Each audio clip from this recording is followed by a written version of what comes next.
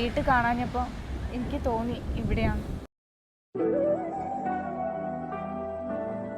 ഞാൻ വന്നത്. നീ പേടിക്കണ്ട, ഡിവോഴ്സിന് സൈൻ ചെയ്തോളാം.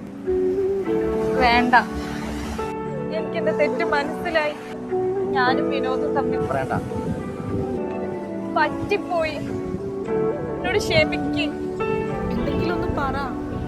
എന്നോട് ദേഷ്യാണോ? അങ്ങനെ തോന്നിയിട്ടില്ല. അതെന്താ? അങ്ങനെയായിരുന്നെങ്കിൽ ഞാൻ കാത്തിരിക്കായിരുന്നു.